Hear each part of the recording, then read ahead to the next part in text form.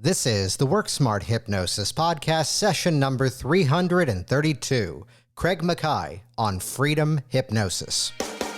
Welcome to the Work Smart Hypnosis podcast with Jason Linett, your professional resource for hypnosis training and outstanding business success. Here's your host, Jason Linett. Before I get into the details of this week's outstanding episode, I'll share with you a bit of an insight, something that I've discovered about this podcast. After 7 years of doing it, you start to kind of figure some things out. And briefly here, it would be that perhaps I have that person on the show who has a massive, if not celebrity name in the profession. And as you might imagine, it gets a lot of downloads. However, the funny thing is those downloads very soon taper off over time. And instead, it's the conversations that you get to listen to with people that perhaps you haven't yet heard from, people that you don't yet know. And once again, the most important word in that sentence is the word yet.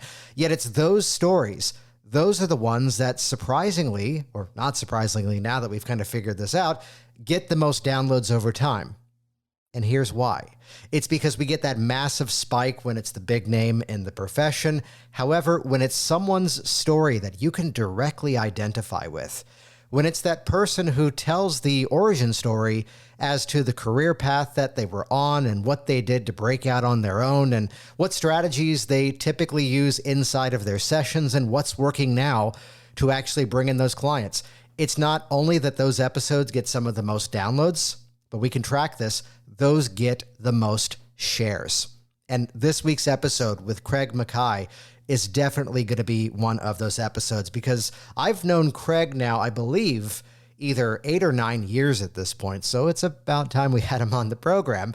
But inside of this, he's going to just peel back the curtain and reveal the entire philosophy in terms of how he thinks about the hypnotic process, how it was that he successfully launched a thriving hypnotic business in the most busiest city in the entire world. And this part of the story might sound familiar. In the midst of everything we've been through in the last 16 to 18 months, kind of looked around and went, you know what? I love what I do. I think I can do it somewhere else now. So you're going to hear the story and what kind of went through Craig's mind as he migrated his business from New York City now to the state of Tennessee. So inside of this episode, we're going to talk in massive detail around belief systems, perceptions, and different spiritual models that can often work their way into our hypnotic process. We'll talk about frameworks, how to work within the frameworks the client brings to the session, and as well, the ones that we know in terms of personal change to navigate the client through the experience. There is an incredible conversation around giving your client tools, and more so, especially looking at it from the mindset of their future emotional states to begin to create that outcome that they're moving toward, rather than do a hypnotic process, as many people often did it before, shaped around the problems that the client was facing. As I've said for years, let's work on the client's solution in such a way that that old unnecessary problem just doesn't fit anymore. And one part of this conversation I know you're going to be taking notes on is the section, and I'll leave it a little cryptic for right now, is Craig chatting about the 3 components of the challenges that are necessary to help a client to overcome those challenges and move into their outcomes. As always, you can head to the show notes at worksmarthypnosis.com to figure out exactly how to best get in contact with Craig Mackay. Take note, it's not Mackay, it's spelled that way, but it's Mackay. From New York City, now over in Tennessee, though when you hear the accent, clearly not originally from Tennessee. Definitely not Tennessee, perhaps New York City, but I'll let Craig explain that in this week's episode. While you're checking out those show notes too, check out hypnoticbusinesssystems.com. In terms of growing your own successful hypnosis business, the main thing is nowadays you don't have to reinvent the wheel. I'll call it out. I'm somebody who goes to marketing conventions, attends different workshops, goes through specific trainings online to break through the noise. There's a lot of unnecessary noise in the marketing world. And I'll say this politely, what we do is a little unique. What we do as hypnotists is a little off the beaten path. And to be able to build that business faster and easier with the methods that have actually been proven to work in this industry, not just in my hypnosis business, But to date, there's now more than 12 or 1,300 members of Hypnotic Business Systems worldwide. We've got a thriving online community there to support you as well, plus more than 36 specific business action plans to get you up and running. You can check that out at hypnoticbusinesssystems.com, though once again, we have a free preview. Go to jasonwebinar.com for a free on-demand presentation, 6 steps to a 6-figure hypnosis business. That's yours right now on demand at jasonwebinar.com. And with that, let's jump directly into this week's episode. Here we go, session number 332. Craig Mackay on Freedom Hypnosis.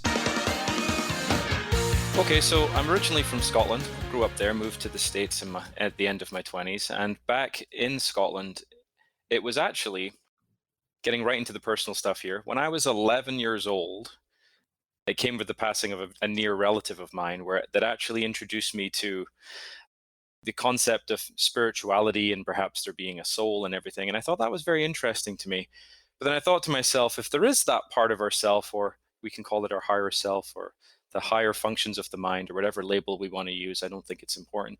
If there is that part, then why are many of us seeming to act completely disconnected from it?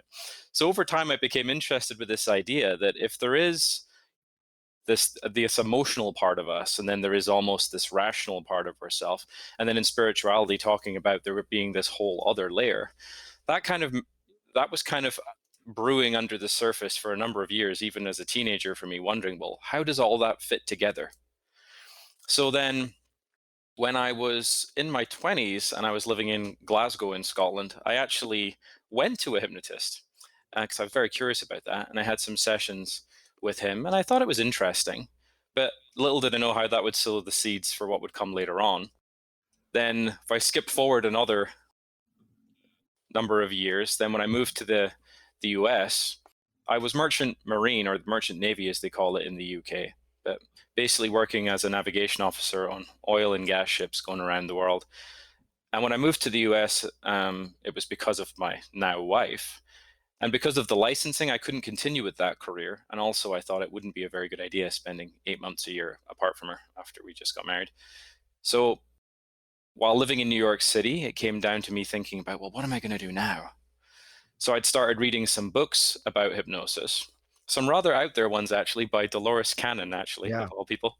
And I thought, this is really interesting because a lot of that is about the spiritual component of it. And I thought, well, wow, if there is this, what she called the superconscious mind, and again, I can talk about this stuff later, but then there's this little logical mind that seems to run around making choices or emotional mind that doesn't seem to make choices in alignment with that. And what's the missing piece? So then from doing more reading, I was learning about this thing called the subconscious, which I didn't really know much about before that. It's a term that would come up, people would talk about it, but didn't really know what it meant. So then while living in New York, I looked at some practitioners that offered hypnosis training, came across Carol Denneker at the New York Hypnosis Training Center. Yeah. And I went and, I spoke to her on the phone, and she came from the spiritual side too. She's a Reiki practitioner as well. And I thought, well, okay, so we're connecting on the spiritual side.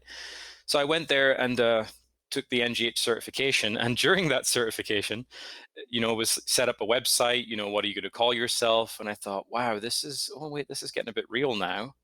Okay, so after the certification, I put up some deals, and people started calling, and I thought, oh shit, I have to make this work.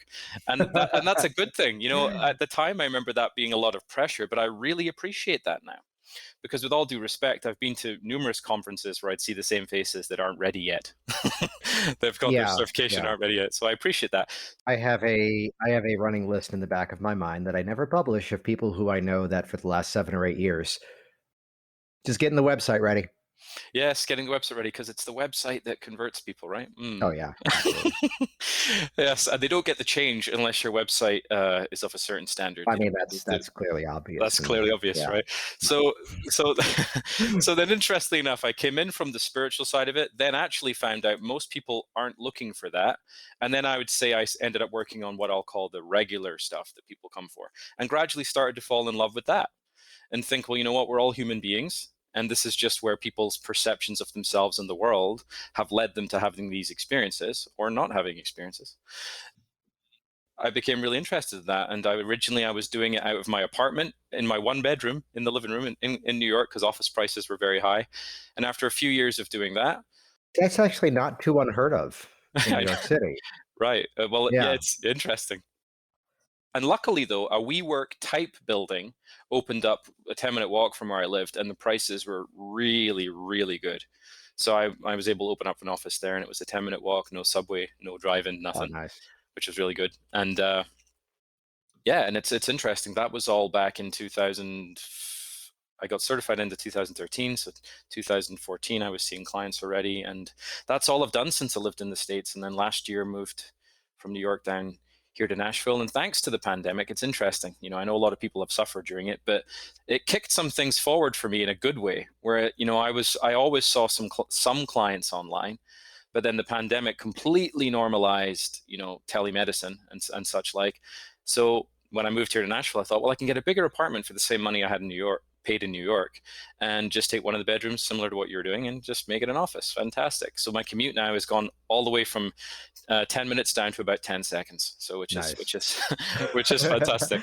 And out my And window I I'm see sure trees. we'll come back around to this, I'm sure, in a bit, but still running a business named after the place you moved from. Mm. Yeah, well, yeah, okay. Well, I got to find a creative meaning of the NYC. I'm going to have to get creative and have a new, Yeah, like you have because with Virginia Hypnosis. well, yeah, because it was clearly named after Virginia Satir. That's what we Of meant course back it in was. Of course it was. 2009, and, it's just a coincidence, happened to also be in for Was very obvious to me. see, the anecdote around that was that the Work Smart NLP class, which has now morphed into a different program called Business Influence.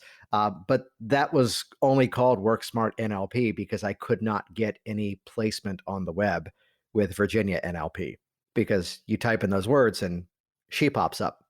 Uh, but I want to go back to something you brought up earlier there. There's a lot to unpack there. That there's a phrase that I heard inside of what you said, which was around this idea of kind of beginning with that spirituality aspect of it. That at the end of the day, tell me if this kind of aligns with something that you said there, that people may have different belief systems, different models of the world, but even inside of those different models, it's the same core elements that are going to repeat from one to the other.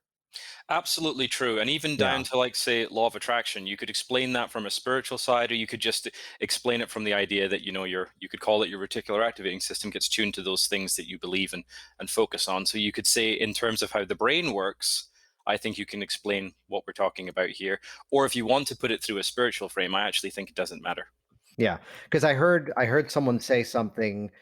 They used some of the same markers in time, but they presented it a different way before, which was that I learned from someone like Dolores Cannon, but then I realized I didn't want to work that way anymore. So now I don't use those techniques. Right. I've known you for a bunch of years, and I kind of see you already as someone who would go, I can still use these methods. They just need a little bit of adaptation. Absolutely. So what are some of those adjustments? What are some of those little modifications that you've done? Let's use the word carefully here, to universalize it so it's not implanting a belief system that was not the reason they came to you.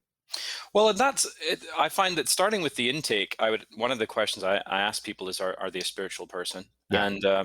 And it's just really then about the framing of it, because it's really just looking at it and saying that we're either explaining it, in my opinion, I know this kind of binary thinking to put it this way, but we're really putting it under, from that idea that it's the brain that's making things happen, or it's something outside of ourself that's making things happen. And it's just really just shifting the focal point in that way. So it can be about shifting the perception to notice different things, that then allows a different set of us to notice different things, then to feel different ways, act different ways, and create different things. Or it can be about this idea then that something outside of ourselves is making it that way, and then almost then bringing it in, well, what would that want for you? It's kind of strange to answer that question without there being an individual where I'm working through it. But it's really just looking at that, really their frame of the world, and working through that. Yeah, and that can be an important question. I've gone back and forth with that one myself over the years of either having it or not having it. Let me ask you though, someone sees that on your forms and then they ask, why do you ask that? How did you respond to that? Or have you ever had that question? I have had that question. What I would say is that certainly with certain religions that people follow, it might actually there might be belief systems within that might have to change how I would work on things. Yeah. So generally, though, that's really not the case. But when people ask why I know that's just so I can say that I'm not saying anything that contradicts or would cause offense within their belief systems. Not that that's ever my goal, but if we don't know what those are, it's hard to avoid causing an issue with them. So Right. sometimes people might say something that it's basically just to see. Well, actually, I really shouldn't share this, but when people will write their religion in there, sometimes it can give me a bit of an indication as to, when I look at the other things on the form, where the connections might lie. Yeah. Well, everything is an asset. Yes, And I think it's important for people to often realize that just because, and this is an easy statement to make as a blanket statement. And I don't think this is a problem in the industry in any way, but the fact that your belief systems don't have to be the exact same of the other individual. It's often our job, client-centered hypnosis, absolutely. to modify to them. And, there's a longer story around this that I'm sure I've told at least once or twice on this program in 7 years' time now. The person who wrote on my form that she was quitting smoking because her husband asked her to, There we are. Yes, right. which everyone has a gut reaction to that, to go, no, it needs to be your reason. Yet, as she very clearly expressed, in my faith, I need to honor and respect his wishes. To which I did have to ask the follow up, does he know you're here, that you're using hypnosis? And she sits upright and just goes, he need not concern himself with how I've quit. All that matters is I'm quitting today and I am ready for this. It was like, all right. So seeing people as they are and modifying to their belief systems, what just kind of strategies are you using, if any, so that we're not kind of overstepping a belief system? Or it's not that I'm saying implant, but let's say making a judgment, calling something by the wrong name. How are you, let's say, keeping it vague if appropriate, so that they're internalizing what's important to them? Well, in my opinion around that, that's where before the actual hypnosis, before the formal Yes. air quotes here, hypnosis begins. That's I where I'm heard really those having. air quotes from all the way here. Nicely done. Yes, Yeah. good. Is that I'm having a conversation before that part of the session, just to really, and that's where I'm almost experimenting with some of the language to see how it's landing. Hmm. Because then I'd never want the situation where actually inside of the, again, air quotes, formal hypnosis, that I'm going to say something that's going to land the wrong way. Yeah. So that's where I want to really make sure, what are we working on here? What is your current perspective on it? How would you like to be looking at it? What would be different? What is the outcome? What would you have to let go? All of those questions, similar to what's already on their strategy session form, but I want to make sure that I'm firing those things before we actually do the hypnosis. So then I'm able to see that we're clear about where things are now, clear about where we want them to be, and clear about what's in the way, and clear Hmm. about what those stepping stones are. So for the most part, I mean, there's probably a couple of exceptions. At that point, they already know we're really both clear on where we're going with this, what the current perception is, how we'd like to be perceiving it, what the outcome is. So then that language isn't going to be a shock then Right. inside of the session. That is an important point, that we have a common language, the same way that if someone's coming in from this one faith, I know here are some of the bits and pieces that I can use inside of that. The same as if it's a client who, I always talk about the ace in the hole. Um, this is the work smart side of things. It's not about being lazy, in the words of Inez Simpson. It's about being efficient. When you come in and you mention that here's the moment where you quit drinking 28 years ago, and in that singular moment, you knew the world was different now for you and you were done with it. Yeah, we're going to bring you there and use that to help you to quit smoking or cut out the procrastination or whatever the issue would be. So if it's from this faith or that faith, if they've gone through Alcoholics Anonymous, Landmark Forum, Silva Mind, any of these things, these are now assets which we may not use with everybody. Do you use the word superconscious? No. I mean, well, with certain clients, Yeah, that's but to be clear, the vast majority of clients that come in, none of this spiritual stuff really gets discussed. I really look at it from this idea that some of the central themes that I work from is this idea that reality is actually put together in this little place in our brain where the raw data comes in, gets the old NLP model, gets run through all of these different component filters, and then our brain says, this is how it is. yeah. And then my idea is about saying, what if freedom isn't actually that external thing, although it is a factor, but what if it's in saying that within shifting your perception and your perspective and your focus, if you shift those things, what if you're actually able to create more freedom and more empowerment from where you are, even if the external stuff to start with stays exactly the same? So that the idea that I work with from that is about saying that the power is in the perception primarily, because that is what's informing what we will do or not do to actually change those things externally or in our environment. So that's one of the key places that I operate from, and say that's the part that I can work with, but the other stuff outside, not so much. Yeah.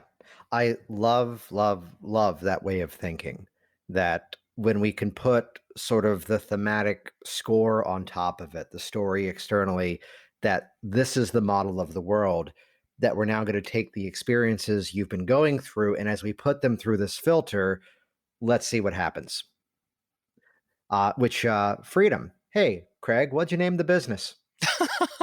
Oh yeah, Freedom Hypnosis. Yes. Well, look at that. Look at Isn't that that. interesting? I know, right? With that in mind, actually, that's when I was thinking of names. I thought, what do people really want? Freedom. And I was like, well, then those questions, freedom from what? And go, well, from whatever it might be. And go, well, how do they get that? And go, well, primarily, that is the mental component. Now, some people listening to this might say, but you're telling me I can feel free even though those other things are happening in my life? And go, well, yes. So looking at it and thinking that for so long, I think that it's kind of like when you listen to the language of people. Like if I say, Jason, you're making me this way. And I go, well, let's look at the science of how are you actually making me that way? Like what kind of technology are we talking about? How are you actually making me that way? Like show me how. And people go, and I might go, well, you just are. And go, okay, so I've given you this amazing power. And then I've made you in my mind use that amazing power that I gave you. And I've ended up with this result, and that's your fault. That's quite funny when you think about it, but that would be crazy, right? That would be crazy. So yes, maybe freedom does come from within, and maybe perception is the key part. Even if people are in difficult situations in their life, I think it is that, and that's probably one of the reasons why you're doing this too. That shifting of perception can open up new things to be aware of and new actions, new avenues to explore that can actually change those outside things. And actually that follows on to this idea that one thing that actually used to irritate me with some of people with law of attraction and things, almost this idea that if I just focus on this thing, then everything will change. And go, well, yeah, you might notice action steps you could take as you bring yourself into alignment with that thing, but those actions are still needed. There's not a replacement. But also about the idea about a lot of activity without actually having a focus on what the outcome should be, that's also useless, in my opinion. So like I've always thought, like, what is that midpoint where your mindset is in alignment? And I'll talk a bit more about this in a moment. But the idea about with hypnosis, what I really think the magic is that you can try on and road test experiences in a way that where you have control over it in a way that the world seldom to never actually allows you to have for real. I know that's a lot to unpack in that statement, but almost like looking at it and saying within therapy, someone might do systematic desensitization, for instance, right? So the interesting thing in hypnosis is you could say to somebody, okay, the old movie theater example, we can play with the submodalities, we can change all kinds of things, and we have that level of control so that we're actually able to try on an experience before we actually get there in the world. And by the way, outside of the office, people are doing that all the time. If I haven't met somebody that comes for anxiety help who isn't already doing that, but it's just not for with a positive outcome. Mm-hmm. So I think the magic of hypnosis is we can actually come out of where we are, try on another experience, establish safety, survival, familiarity, and even comfort around it before we even get there. So that moment where anybody, and to get even deeper on this, like I think about this idea that everything ever created by human beings began first in the mind. Where and as children, we seem to know this. We'd imagine freely. We'd imagine freely without conditions is the expression I would use. But at some point, we kind of think, no, I'll believe it when I see it externally. But if everyone believed that, nothing would ever get made. And even down to like, say, weight loss, if we see ourselves, say if somebody uses, and say it's their self-talk, not mine. Say somebody says, oh, I'm fat.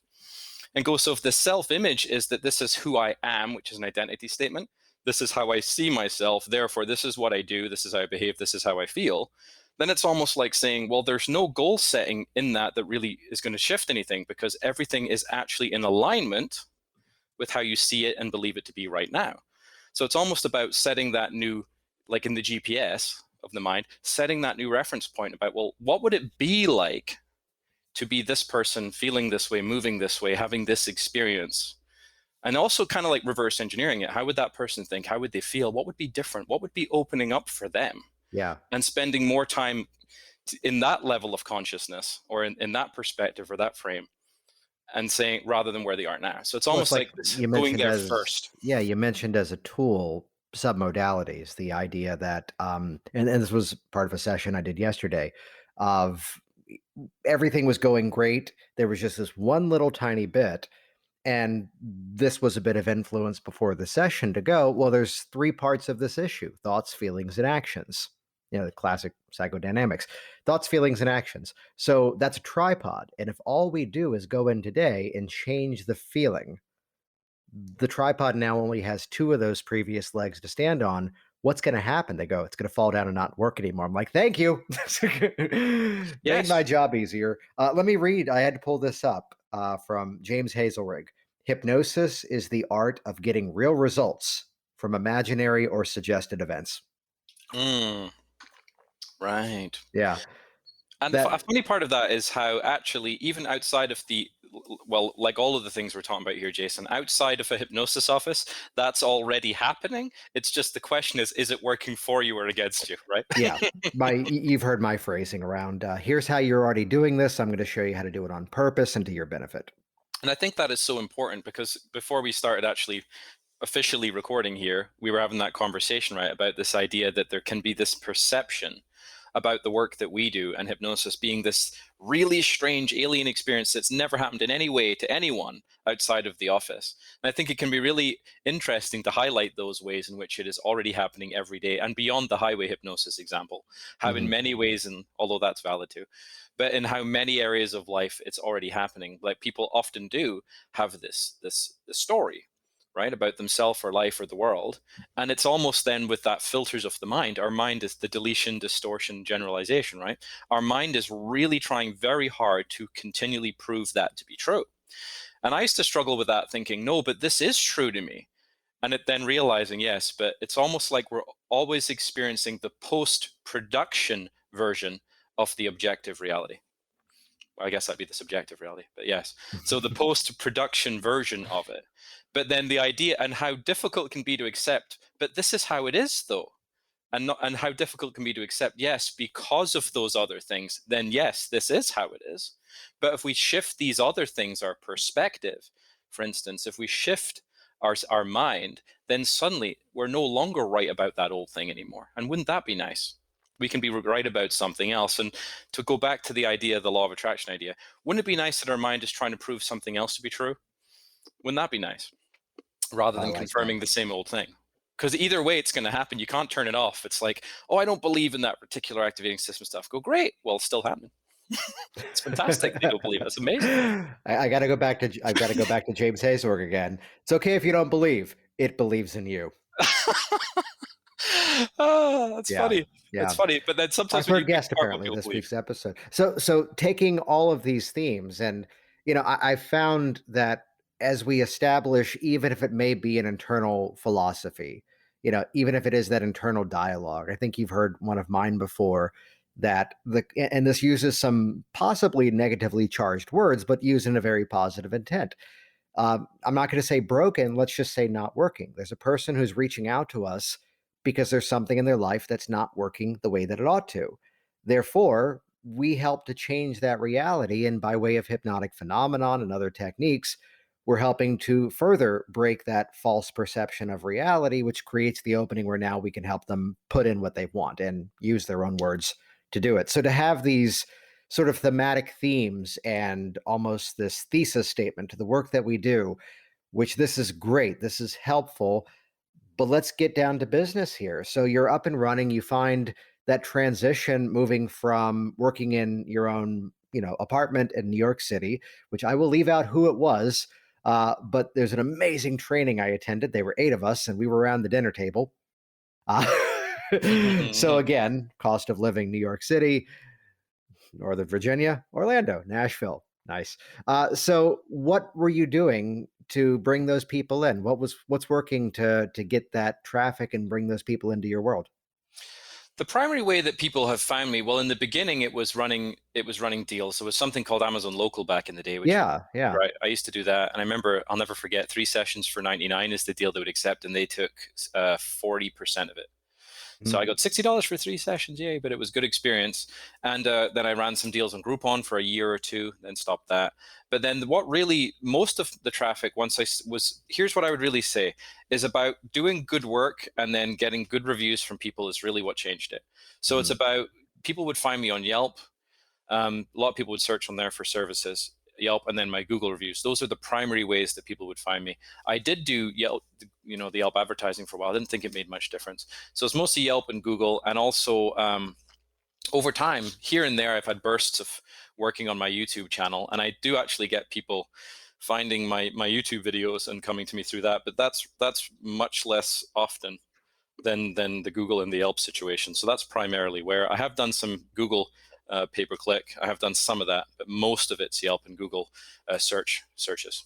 Yeah. So then as you're doing that, are you targeting anything specifically or letting them kind of find you more generally?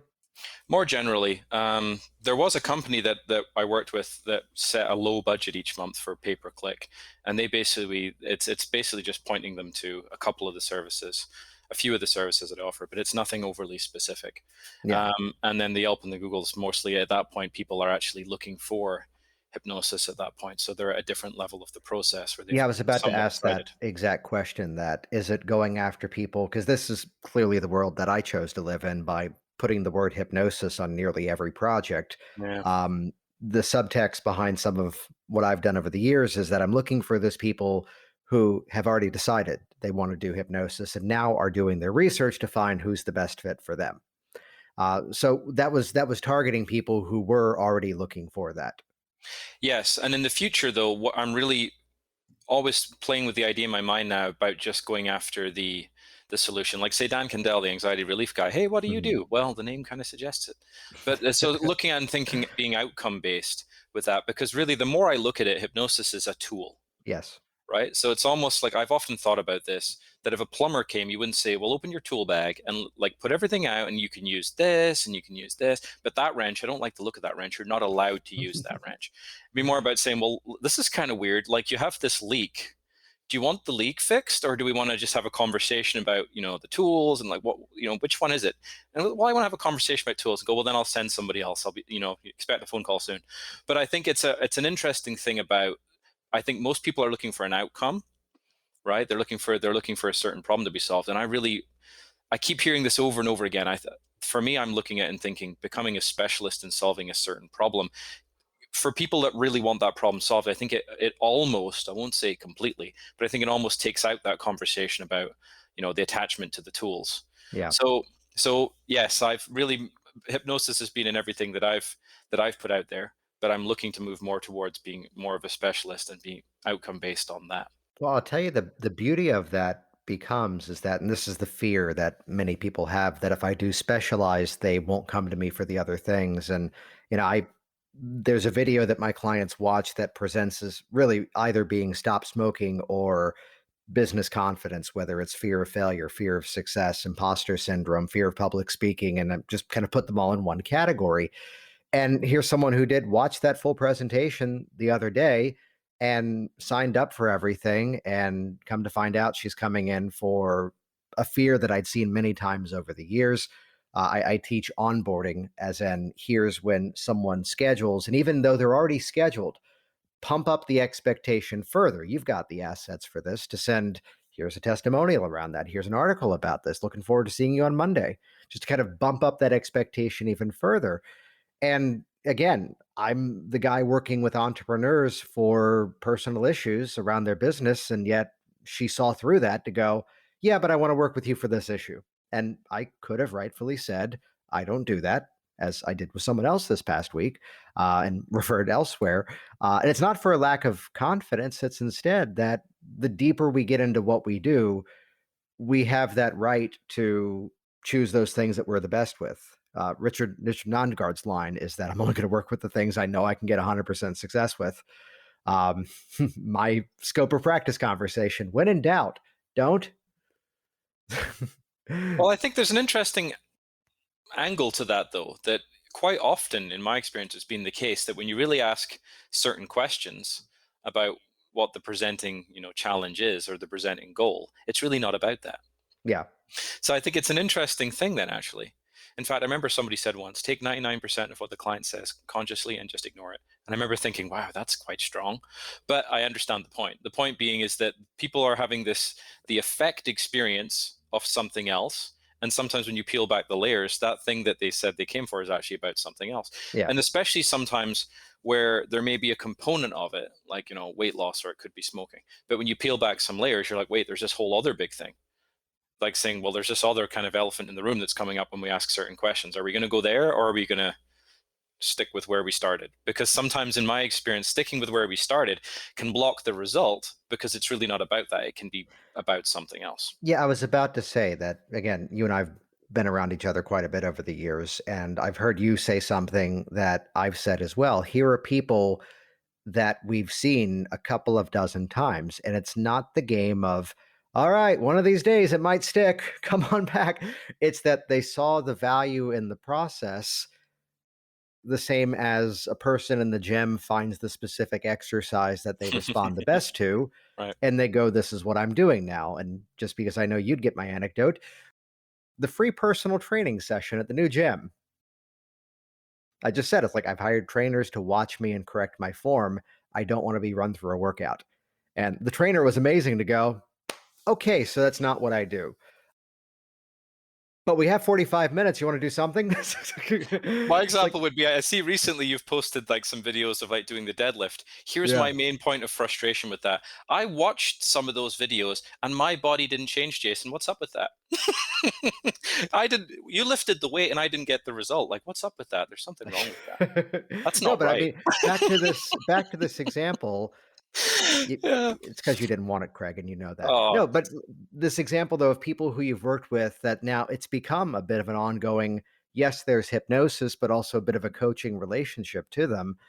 I always, in the back of my head, I've got Ron Esslinger, who I think I heard say this in like 2011, and it may have been an offhand remark around, why do you book 4 sessions? And as he put it, one of the reasons was, well, by the 3rd session, you might actually be working on the thing they should have come to you in the first place for.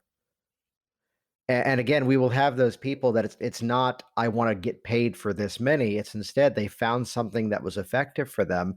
Without too many personal details, what are some of those examples of people who kind of fit into that category for you? Well, for instance, here's a deep one, and let's go into this one. So I remember several years ago now, I was a client came in for smoking cessation, and we did the work in the first session, and then came back in the second session. Nothing had changed, and I thought, wow, that's interesting, because at the end of the first session, when we tested everything as best we can, things were fine. And then so I remember him saying, well, I don't think you can make me change. And I said, oh, wait, okay, so we've got an issue here. Then that's quite right. That's quite right. And I said, well, and I was feeling this resistance. So I thought, let me just bat it back into his court and said, well, so what if you don't quit? And he said, well, then, I could die. And I go, well, okay. And what's the problem with that? Thinking that's a fairly obvious question. And he says, well, that doesn't really matter. And I was like, oh, you see? Okay, then. So it's good to know. So actually, there's no real perceived consequence to this. Good to know that. So then it became this whole other thing about, well, now we have to have a whole different conversation that will likely involve other professionals. But looking at it and saying that there's an example of that it's almost like there's a feeling and it gets funneled into, this is the thing that will change everything. And it's might be the wrong way around. It's about saying maybe that's an effect, not a cause, the smoking. The smoking is causing that other thing. The smoking seems to be an offshoot of that other thing. Another example would be, for instance, within relationships. Here's another one. So it might be weight loss. If someone's had, a history of, got to be careful with the language you use, unpleasant relationship experiences, or had a negative experiences in their childhood, their self-image might be, they might have had quite a bit of trauma in their life. So in that situation, when you get into the weight loss might be comfort or protection. So it's almost about, no, can't you just make me change what I'm eating? And go, well, yes, but there's more to it almost. Yeah. It would almost be a disservice to give some standard direct suggestions about, eating less and feeling more full and having more energy. It's almost like that's not striking the nerve. It's almost like going into the dentist and the dentist working on the wrong tooth. It's like, what are we doing here? So the examples can be there about often when asking about when's the first time you felt this, and then asking just, I often find this is probably the answer that's best to give here. I find that before I spend a lot of time talking to the clients and asking questions, a lot of time before I do any hypnosis. Yeah. And also another thing that I find really important, because I think it's relevant to put it in here, is to say I look at it from two angles. I want to give the clients tools that will change their emotional state when they need it, when I'm not around. Mm-hmm. Why? I call that almost like saying these are skills that when learned go with you for whatever comes up beyond why you came here. And then doing the hypnosis piece of it, because that's almost like in the beginning, giving them the tools to work themselves through other things that might come up that might be nothing to do with while they're in the office, to give them that sense of control. And I've found over time, right from the beginning, I want to be placing that responsibility to learn and to take control of the situation on the client. So I start that way. But anyway, back to your question. Those are a couple of examples that come up. Or somebody actually about, here's another one, and this steers it in a different direction here. Somebody might come in as a procrastinator. And or actually, no, motivation's a simpler one. Let's talk about that, although they're connected. And saying, well, they want to be motivated for something. And sometimes when I really drill down to get clarity, the clarity's not there. So I want to be motivated for that thing I'm not clear about, and go, well, that's tough. Why would you be? Or not being clear about the benefit. Or actually, another example would be the person not even having the skill set, which is something I'll talk about in a moment, to even get the result. I mean, John Asraf, I love his material, Neurogym. It's worth checking out, that he talks about 3 components. And this kind of blew my mind, that for every one of the challenges, there's 3 components. One of them is mindset. One of them is skill set. And then the third one is action set. And the idea being is you need all 3. So it's almost like if somebody comes in for weight loss and you say, okay, so what would the eating plan be? And I don't know. And go, well, so then is that something you want me to provide? Or is there someone we can talk to about that? And then saying, okay, then if we know the foods, do we know the quantities? Do we know the timings? And also if it's exercise, do you know how often? Do you know at what intensity? Do you know any of that stuff? So I've sometimes found the challenge can be if somebody's coming in for a result that they actually don't have clarity or a plan around, then I kind of think the hypnosis part is set up for failure. Because if the other pieces aren't there, it kind of puts us in a place where even if we're feeling good about it, we don't know what we're doing. This is the wrong metaphor, I know, but we can have all the right darts, but we still have to make the dartboard sticky.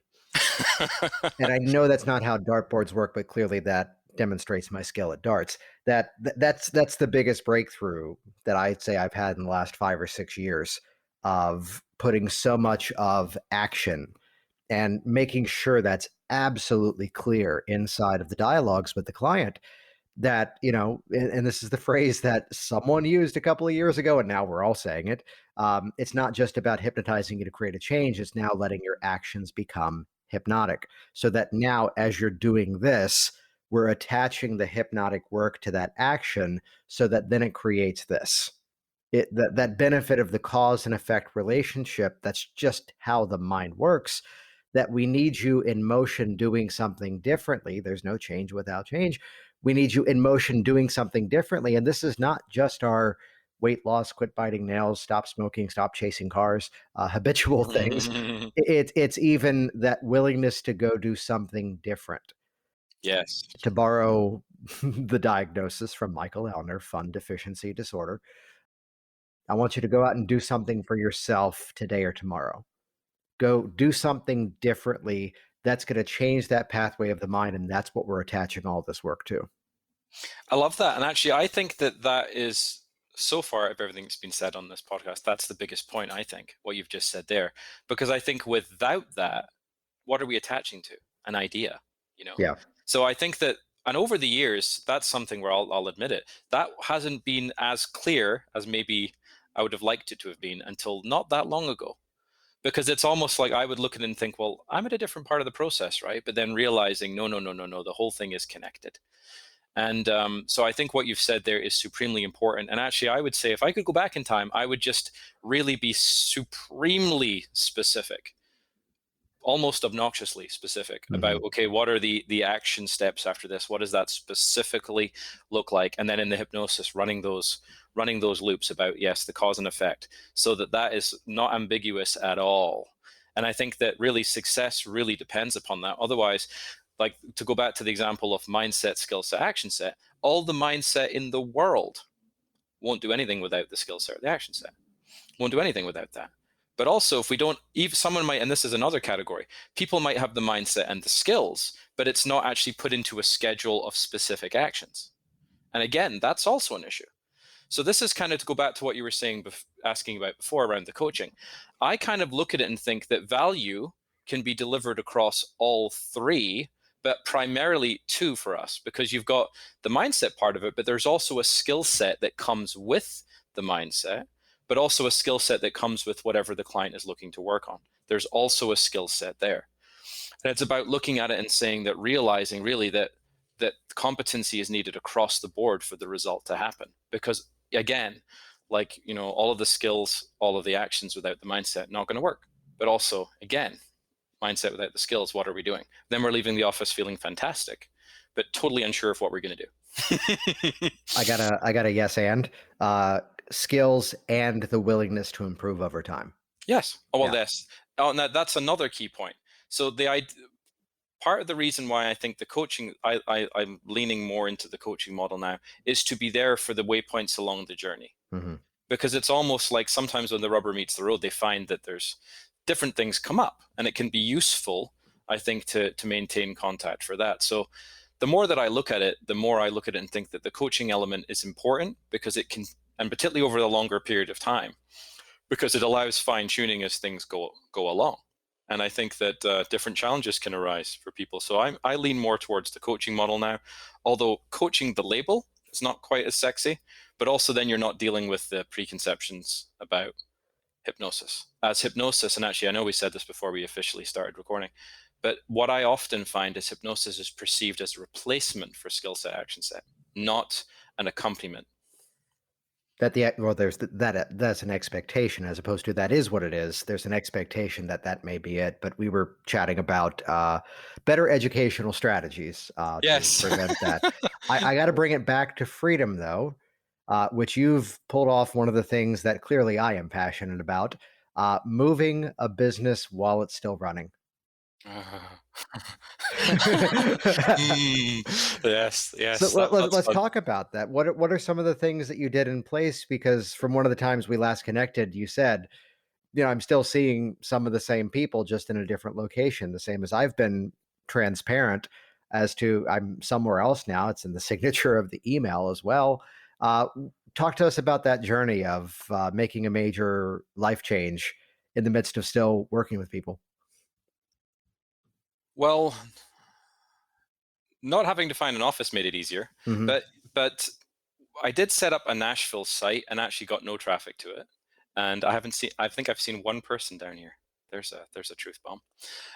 Everything is still coming through my New York site, which in the beginning I felt difficult. I felt a little guilty about. Then I was like, you know what? It's an ongoing business, and everyone's working online anyway. So it's all still coming through there, really. And I have toyed with the idea about doing some paid advertising down here. But honestly, since I'm pretty well established in New York, I thought, well, and everything's online anyway, I've kept everything pretty much as it is. Although I do tell my clients that I'm down here now. It's strangely enough, it's almost business as usual, except I'm physically not there, but the clients are still coming from there. Yeah. And the most difficult part is remembering the hour time difference when scheduling people. Oh yeah. I stayed in the same time zone. Yes, you did. So it's that fun conversation of 6:30 your time, right? Or 6:30 mine. Yes. But no, luckily my system takes care of that. Yeah.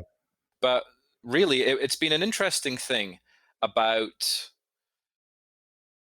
this with the global nature of things being more connected than they've ever been before, and especially with again, the pandemic making working online in this way more and more normal than it was before. Not that it was particularly strange before, but it's even more common now. That I would say that not too much has adjusted.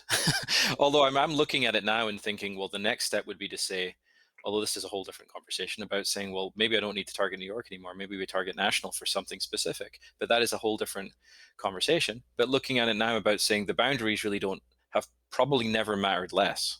Yeah. So it's almost that fearful thing about knowing that, but going, oh, but I'm stepping away from what I've known. But then business-wise, I haven't really. Well, I think inside of it is the fact that, again, when we pick that point of focus, when we decide this is the thing that I'm going to do and follow through on it, my phrase of all things business the last, even the last 2 or 3 years has been that revelation that all this stuff works. You just have to actually do it. Kind of back to the dialogue around 7 years later, still working on that website. The conversations inside of the Facebook group sometimes with hypnotic business systems, should I use Kajabi or should I use Teachable? And my official answer is migrating is a pain in the ass, but if you ever have to do it, hire an outsourcer and it's done in one day. Pick one and just go with it. Absolutely. Absolutely. Well, I've moved video platforms for courses and email systems, and the same as we're kind of settled now here in Orlando. And of course, at the time of this recording, now they come tomorrow and rip up the carpets and replace them. And then once we're settled after that, then all of our stuff comes in the moving truck from Springfield, Virginia. In words of the meme I saw online, being an adult means saying, after this project, everything will be much easier over and over until you die. Well, things are always in motion, right? That's such an interesting example. It's that idea. It's kind of that binary thinking, right? That things are in process now, but one day they'll just be like done. Yeah. And it's like, so it's a 0 or a 1, but it's like actually like you're saying, everything's actually the gray. It's about saying it never actually, well, as soon as you get done with something, it's almost like hypnosis. When I got started with it, there's certain things I would like working on. Then after a while, your feelings change, or even like your process that you use with people. For a while, you might think, oh yes, this is really the way I think it. That's best to do it. Then after a while, that voice in the back of your mind says, yes, but what if there's an even better way? Or you attend a training and you're like, oh shit, that thing that Jason's just said, that's just changed everything now. Oh, and we have to kind of go back, and it's that constant growth idea, and accepting that, yeah, it's constant growth, and whenever we accomplish something, part of our mind is then looking at, well, okay, how can we develop this further? How can we go further? But doing that in a balanced way, not having that be everything, but having that also be that we keep growing. Because sometimes, honestly, and I'll say this here on this podcast, I think doing the same, after a while of doing things the same way, you become profoundly bored, and that'll show up in the client work. So I think it's so important to be changing how we do things. And for me, that was also changing location, because I love here that I can walk outside and there's trees and everything like that. And it wasn't like that in New York, funnily enough. But I like the environment shifts, and I do like that with the online nature of things, that you can basically go anywhere with a good internet connection and still get the work done. And I think that is a wonderful blessing. Just a quick plug here, jasonlinett.com/38. It was actually the most recent Hypnotic Language Hacks episode, all about overcoming conflict. And it was just the recording that had to be done about, let me just get on here and, in a teaching mechanism, complain about everything that's been going badly with this move, the contractors that took 5 weeks rather than 2 weeks. But then again, I created that problem, so relax. The internet didn't work for like 3 days because I'm like, that cable looks like it's broken. And AT&T's like, no, it's not. Then they send the tech out, they go, that cable's broken. Sometimes things are what they appear to be, right? Yeah, and again, if worst case, like you mentioned, the WeWork kind of space, I found the one like that in downtown Orlando, the 8 buildings that are downtown Orlando, because it's not the resort area where I am. But it's that embracing that we create these problems on purpose. And we can use the word problem in a very, very positive way. Craig, I've loved every bit of this in terms of that sort of overriding philosophy that bring people through this journey. And it's where, just like with our clients, if you can't express what you want, it's a hard path to get there. Mm-hmm. And if we have that through line as to what the journey is, this is why I'm always asking, what's that process that someone's going through? And without any disrespect, there are some who go, well, I use this induction, I typically use this technique, and that's a valid answer too, because this is an audience that knows those. But I'm a sucker for when we've got that through line, because we know how we're working, why we're working, we can find new strategies. And like we started this chat, see the different ways to, modify it for our style, for that individual client, and just be more adaptable and flexible. How can people best get in contact with you? The best way would be through my website, Freedom Hypnosis NYC. It's all one word, freedomhypnosisnyc.com. And they can email me, my first name, Craig, C-R-A-I-G, because my accent sometimes makes it sound different. So Craig at freedomhypnosisnyc.com. That's my email. And those would be the best places to find me. Excellent. And we'll put everything in the show notes over at worksmarthypnosis.com. Craig, before we wrap it up, any final thoughts for the listeners out there? Yes, if I have a minute more. So in alignment with what you said about there, the straight line, well, you call it straight line transformation, I think. One of the things that I think is most interesting about this is about, within hypnosis, placing someone into the result and I have a few things in mind when I'm doing that. Number one, priorities of the brain, safety and survival. Can I survive that outcome? And also to really use hypnosis to create those new neural pathways in the mind, and looking at the mind almost like Google. It'll answer any question to the best of its ability virtually instantly.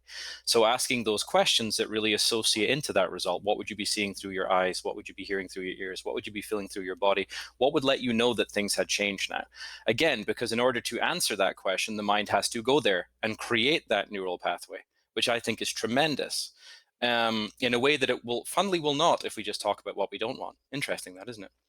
So number one, about getting into, are you able to safely be there in that result within the experience here?